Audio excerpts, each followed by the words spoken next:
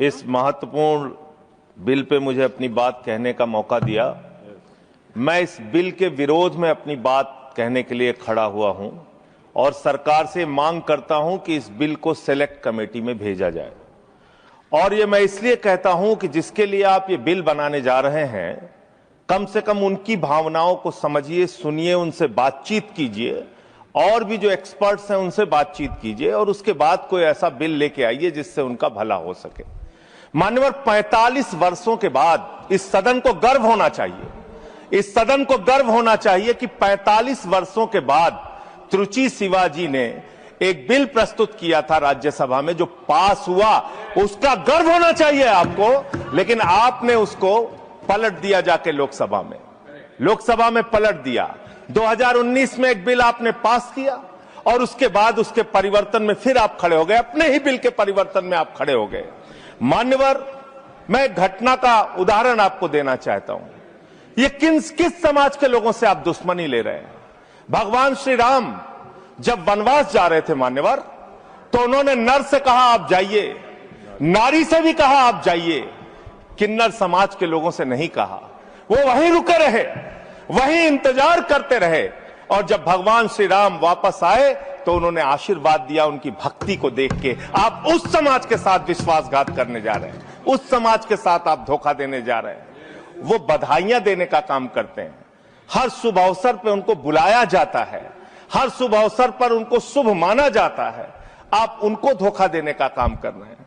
आप किन्नर समाज के लोगों का कल्याण करना चाहते हैं?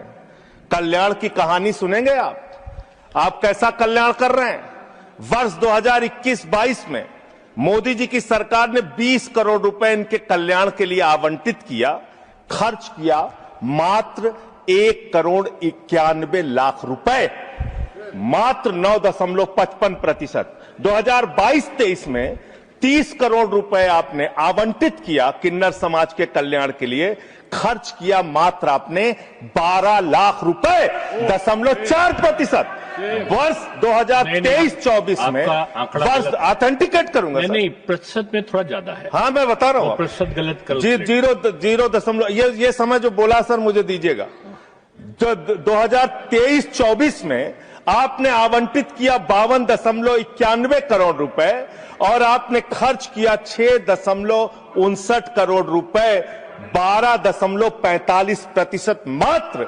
वर्ष 2024-25 में आपने आवंटित किया 68 करोड़ 46 लाख रुपए और आपने खर्च किया 5 करोड़ 14 लाख रुपए, 7.5%। आपको शर्म आनी चाहिए। पूरे देश के किन्नर समाज के लोग आपके चेहरे पर कालिक लगाने का काम करेंगे। ये विश्वासघात कर रहे हैं आप, ये विश्वासघात कर रहे हैं आप उनके साथ। हर साल आपने उनके कल्याण के नाम पर जो बजट निर्धारित किया, उतना पैसा भी नहीं खर्च किया, उतना पैसा भी नहीं खर्च किया। और इस समाज से कैसे कैसे लोग निकल कर आए मान्यवर।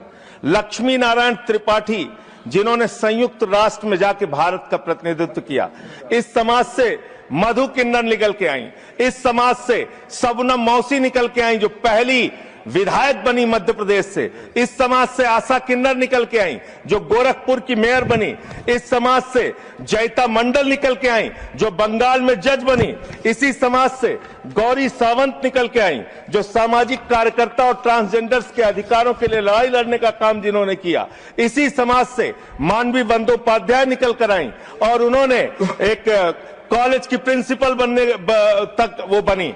मान्यवर, आप किसी के तो सगे हो जाओ, किसी के तो सगे हो जाओ।